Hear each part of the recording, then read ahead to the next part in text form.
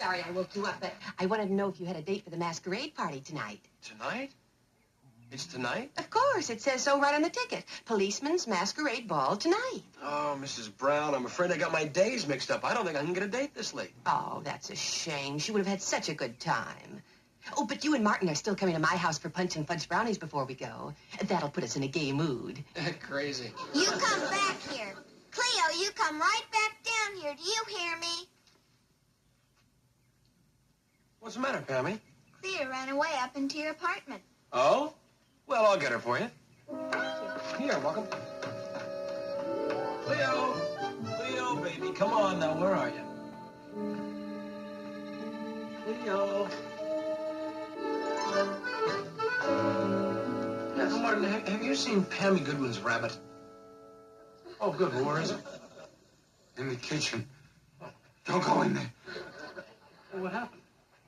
I was preparing my vitamins, Martian style, when this little beast came hippity-hopping in. And? And I dropped one on the floor, and before I discovered it, she had eaten it. Well, what did it do to her?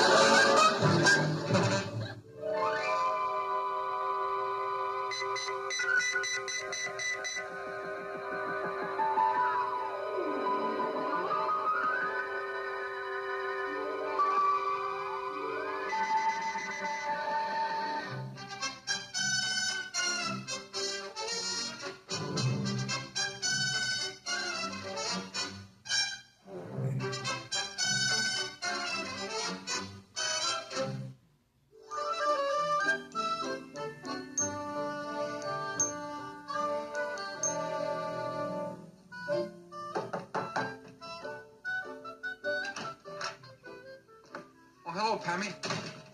What can I do for you? I want my rabbit. Your rabbit? Yes, sir, my rabbit Cleo. She went into your house. Oh, this rabbit, can you describe her? What did she look like? She looked like a rabbit. Oh, that's a fair start. Now, how big was she? She was just a regular-sized rabbit, like this. No, I'm certain that there's no rabbit that size in our apartment. Get off of me! Excuse me, Pammy. Uncle Martin! Yeah, that's not a carrot. Will you get this cotton-picking jackrabbit off of me?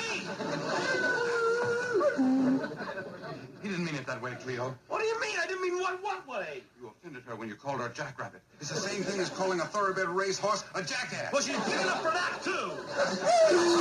Will you please stop antagonizing her? Antagonizing her? Look, she knocked me down, jumped on top of me, then started chewing on the back of my neck. Now, who is antagonizing who?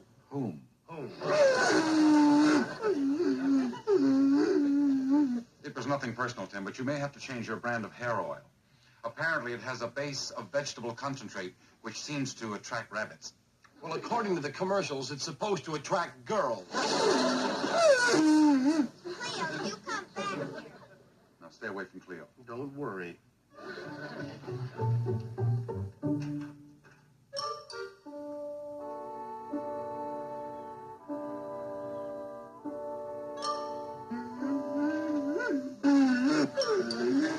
I understand your problem, Cleo, but for the time being, we're all going to have to make certain adjustments. Yeah? Well, the first adjustment you better make is on that king-size rodent. I mean, do you have any idea what Mrs. Brown would say if she found out that we had a 6-foot rabbit as a house guest? Mrs. Brown is not our problem at the moment. Getting Cleo back to normal is. Well, Mrs. Brown is going to be our problem. If we don't show up at her party tonight, she'll be up here wanting to know why. Now, what are we going to tell her? That we couldn't find a rabbit sitter? The trouble with you, Tim, is that you worry about things that may never happen. Now, run down to the supermarket and get a couple of bushels of carrots while I see if I can undo the damage. Right. A couple of bushels of carrots? Cleo's appetite has grown in direct proportion to her size. Uncle Martin, what happens if you can't get her down to normal? That will be an excellent time to start worrying. Well, I can't wait. I'm gonna start worrying now.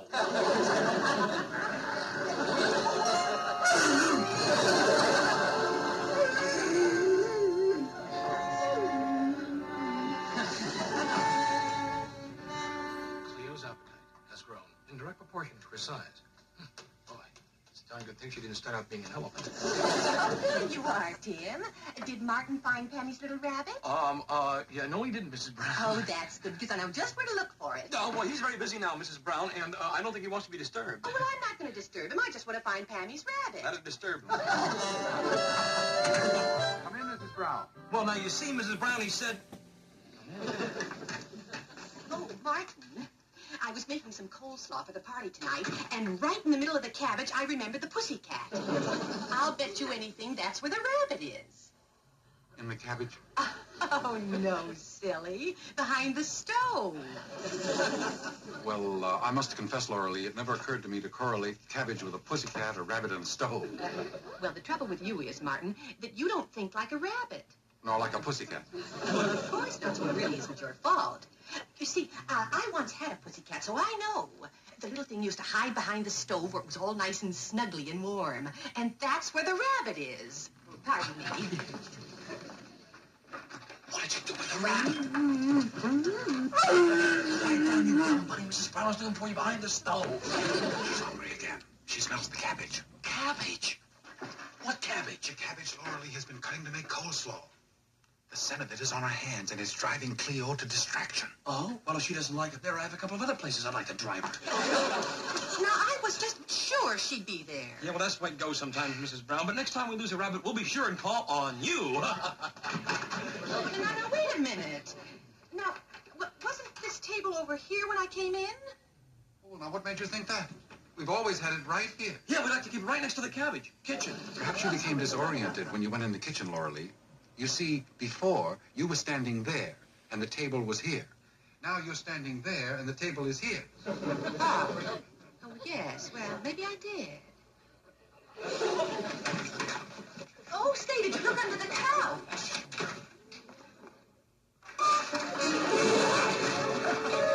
Oh, I guess she is better. Now, Martin, this time I'm positive that the table was not there. That's very interesting. A classic case of Hubenthaler syndrome. Are you familiar with his theories of intertertiary displacement?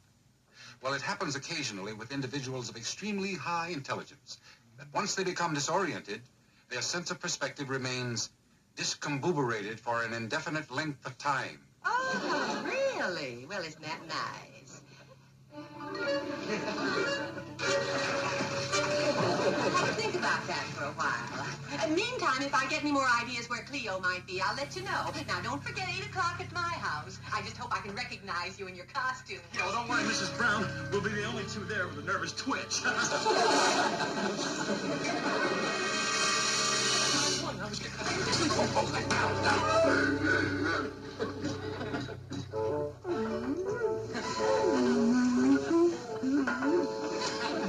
You're breathing on my antenna.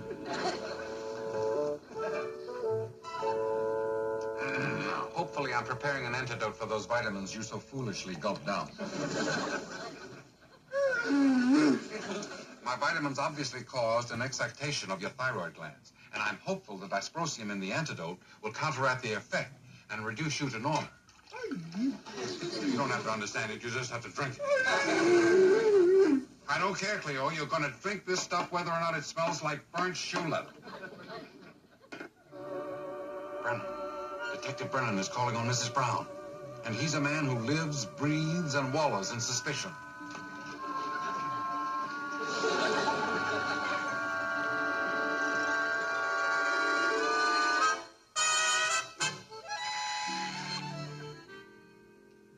Hello, Pammy.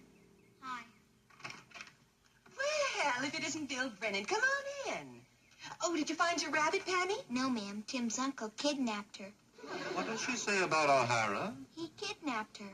Pammy thinks her rabbit went in Tim's apartment, and now Martin is holding her for ransom or something. Oh.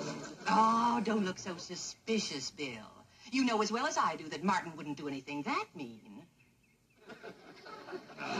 Yes, he would.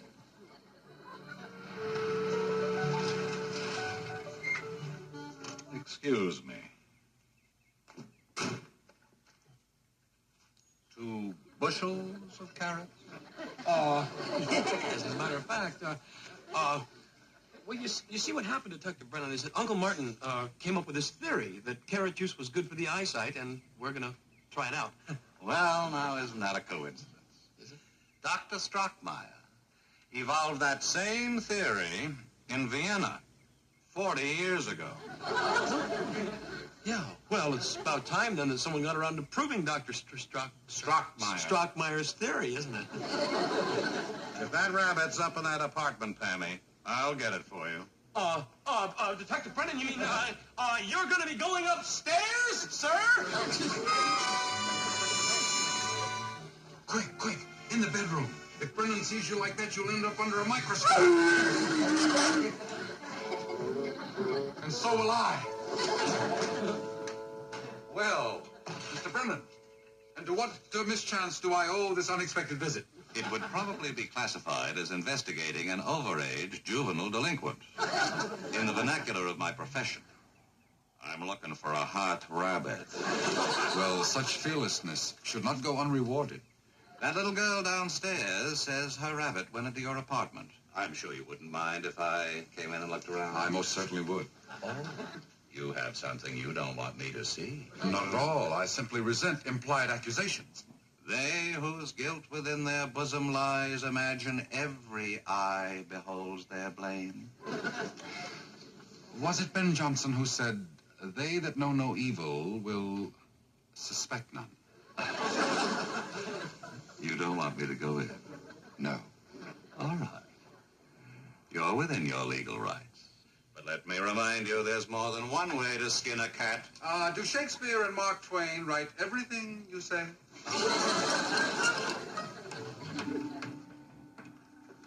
O'Hara.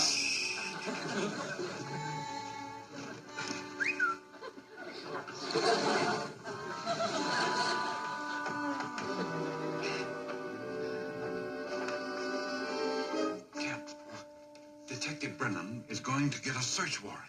A search warrant? For a rabbit? I doubt if he can get one before morning. But if he does, you and I are in the stew, right along with Cleo. Well,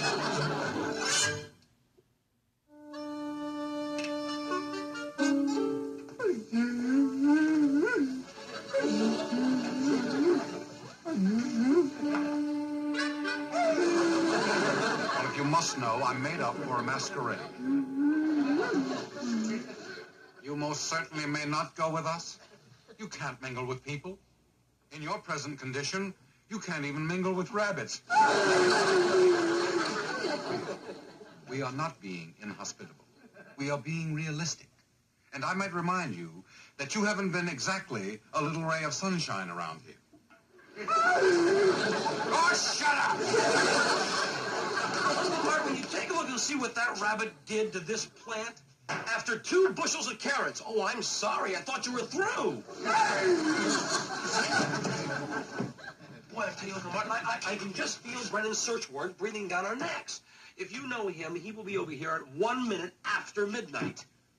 Hey, Uncle Martin, why do you keep stirring and playing with that thing? You've been simmering it and coddling it and boiling it all day. Tim, you cannot boil a 3-minute egg in a minute and a half. Gee, that's what I like about you, Uncle Martin. Ask a simple question, get directions how to boil an egg.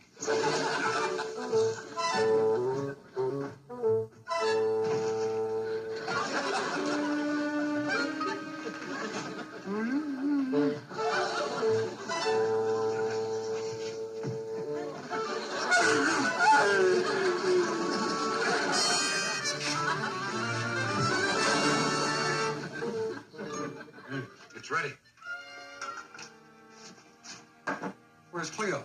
Well, she was here just a minute ago, that batty bunny. Cleo! Cleo? Cleo!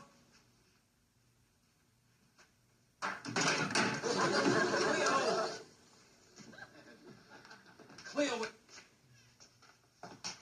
Uncle Martin! Uncle Martin! She's outside! She's outside!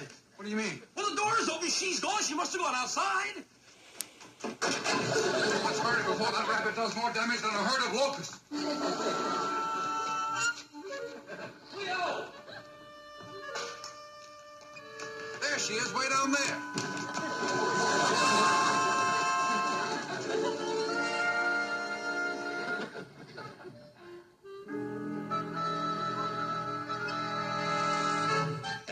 Oh, just our imagination.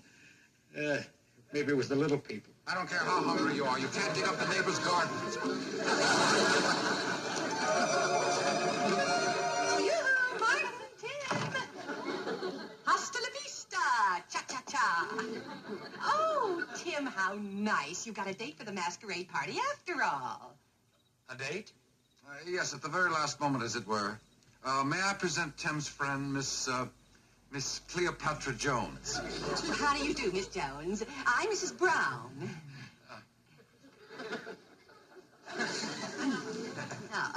Oh, what a darling costume. Oh, I'll bet you're very attractive. Why don't you take your head off so I can see your face? Oh, that's impossible. She'd never get it back on. What I mean is, she just got one of those beehive hairdos. Oh, I see. Well, then you just leave your head right where it is. Come along with me and I'll start introducing you. She's got a very bad cold. We'll be along a little later, Laura Lee. We promised to take a picture of Miss Jones in her costume before the party, and all my equipment is upstairs. Oh, all right, but hurry up now.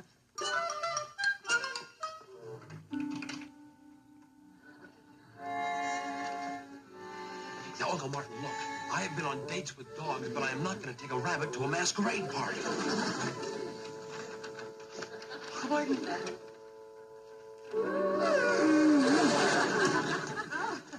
Well, I must not have secured it very well. Oh, do you like my costume, dear? Oh, I think this hat is just priceless, don't you? It's adorable.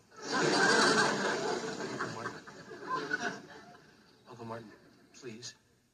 Tell me it wasn't Cleo, was it? Please? Of course not.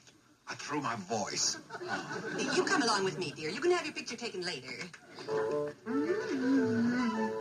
you run upstairs and get that antidote while I try to keep Cleo from defoliating Laura Lee. Oh, no. With modern methods of criminal investigation, it's virtually impossible to maintain an effective disguise for any length of time. A trained detective can penetrate any disguise almost at a glance. Oh, Bill, I'd like you to meet Tim's date, Cleopatra Jones. Miss Jones, this is Mr. Brennan. Pleasure is mine, Miss Jones. Oh, she can't take off her head because she's got a beehive in it. Oh, there you are, O'Hara. A few hours from now, I'll be paying you a little visit about another rabbit. Would you care for some punch, Miss Jones? No, thank you. Laura Lee?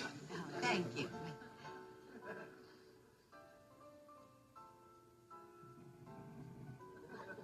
Now, you come along with me, dear, and I'll introduce you to the other guests.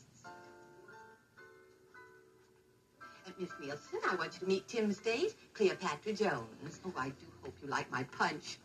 It's a recipe handed down from my grandmother's time, made of cranberries, elderberries, and beets. Tell me, O'Hara.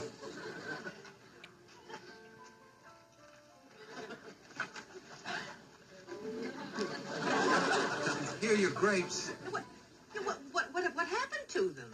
This young lady bit the moth. Yes, it was my idea. You see, I thought it might be a rather clever idea for the masquerade. You might win first prize. Oh, wouldn't that be wonderful if I did win first prize? Oh, would you all excuse me for just a moment? Tim wants to speak to Cleo. Come along, dear. Let's go. Come on, come on. Oh, here, I'll take those. Here, drink this out. You can't stay 6 feet tall. There's no room in this world for 6-foot rabbits. Hurry up and get her to drink it before somebody comes in here.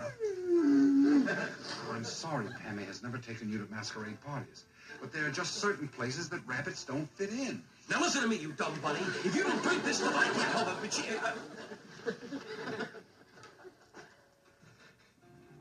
Just a small lover's quarrel.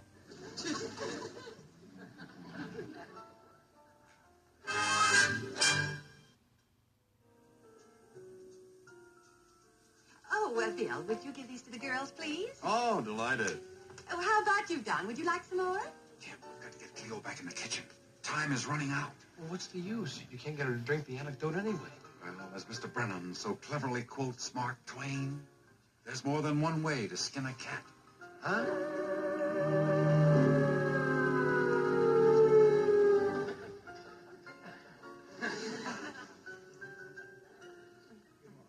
Oh, I better make some more. I'll be right back, Don.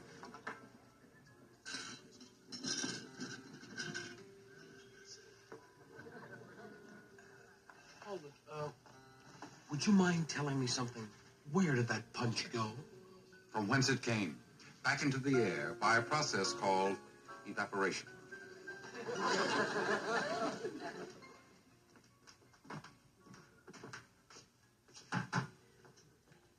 I'll have more punch in just a moment. Well, may we help? Oh, no, thank you. Not just yet.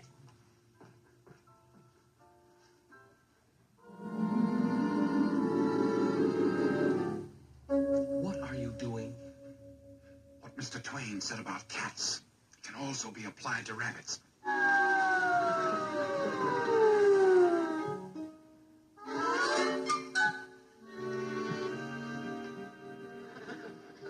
Oh, Tim, did you get a chance to talk to Mr. Brennan about that? What? Well, you remember, you were thinking of joining the police force? I was? Oh, I was! Well, yes, I was. Well, Dr. Brennan, I don't know if I ever told you this, but when I was a little boy, I always thought perhaps I'd like to be a policeman, or maybe even a fireman. You see, but I didn't really go along with it because I thought, well, it's sort of silly because I'd like to be a streetcar conductor, yes. But of course, that was sort of stupid. And if I'd been a conductor, I wouldn't be able to drive one. So then I thought, well, I think I'm going to go back and become a fireman. But I didn't like that. Excuse me. And so I thought, well, then I'll become a policeman. That's what I've always wanted to be anyway, and that's what I think I'll be, yeah. Oh, Hara, have you any idea what you're talking about? No, but it doesn't really matter. All ready. Oh, Pammy's rabbit. I wonder how she got here. Well, don't just stand there, Bill. Don't you think you ought to take Cleo back to Pammy? Well, she's probably been worried. Cleo.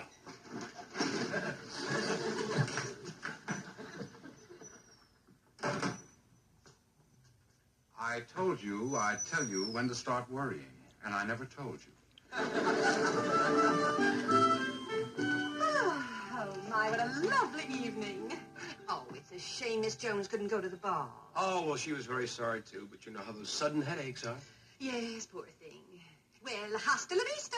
Cha-cha-cha. Oh, hey, how about that? You know, I got so excited when I ran upstairs, I grabbed your vitamin pills and put them in my pocket.